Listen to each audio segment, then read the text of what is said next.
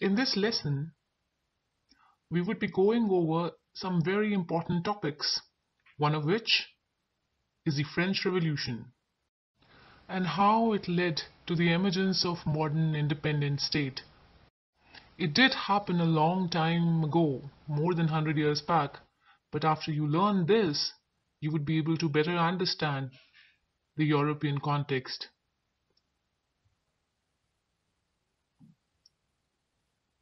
French Revolution was one of the first revolutions to start in Europe. How did it happen? Same as other parts of Europe, French people did not have good governance and democracy. There was a system of monarchy and kings passing down the power, and the power was shared among the clergy, nobility, and the landowners. This was same as the people in power taking the land from the poor people for a very small amount of money. And everybody thought of king as a gift from God, meant for taking care of us. This idea was propagated by church, that king is supreme important. But over the generation, the system of monarchy began to change. People started asking questions.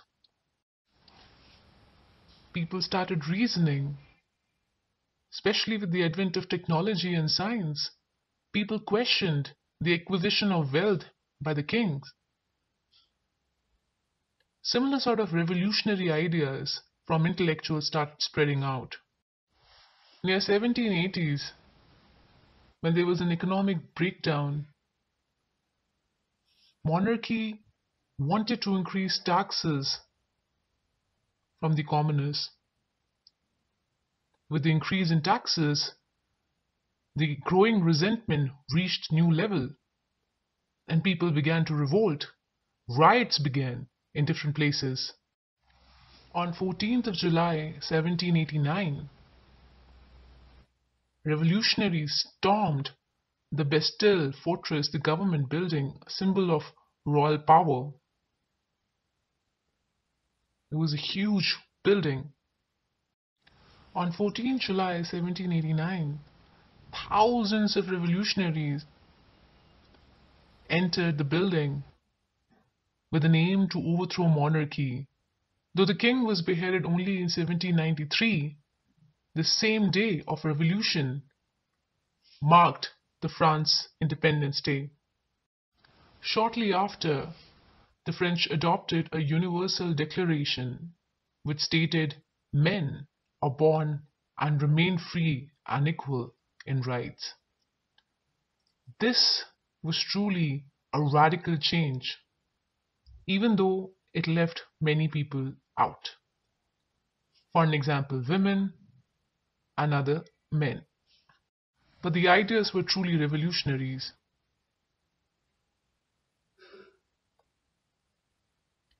French Revolution was not exactly a smooth ride.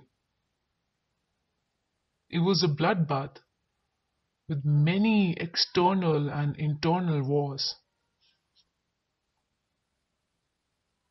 There was a newly introduced guillotine which worked overtime for beheading thousands of French during a period known as Terror of 1799.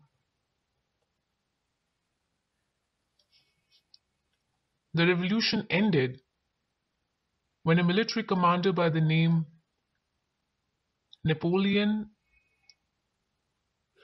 Bonaparte seized control of French legislature, eventually declaring himself emperor.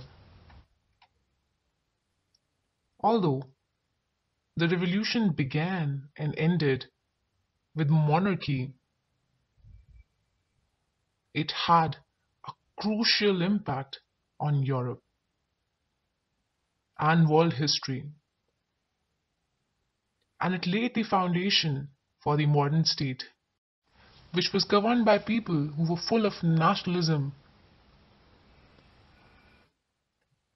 The idea of French Revolution and nationalism reached far and wide, but it started by the different steps taken by the revolutionaries, one of which was replacing the standard royal flag by a new French tricolor flag. Second, a citizen national assembly was established where the representative leaders were collected. Third, formulation of a uniform law for all citizens within the territory. Fourth, composition of new hymns and song, especially for the commemoration of martyrs in order to respect them and remember them. Earlier, there used to be many different taxes by the king, for an example, on sugar and food items. As part of the revolution, all these taxes were abolished. Similarly, the weights and measure used to be varied, different standards used to be followed. So all that was changed into a uniform system.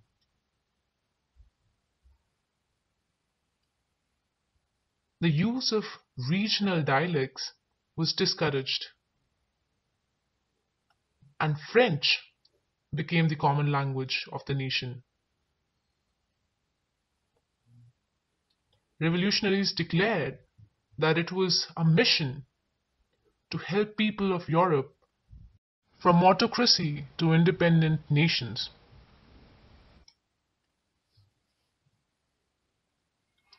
After the French people succeeded in revolting against the government, it had far-reaching impact on other parts of Europe. I will explain that now.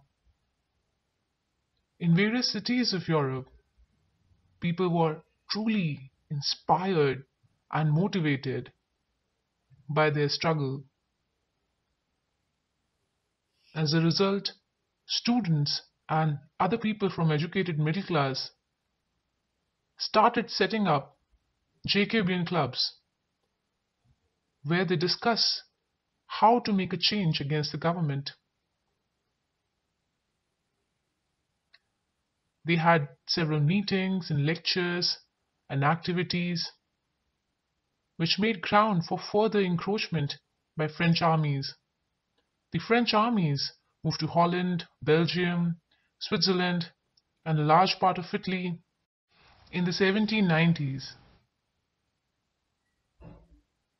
Thus, the French armies started carrying the idea of nationalism from France to other foreign lands. Earlier there was no phone or television, but French army themselves carry the idea of nationalism forward to other parts of Europe.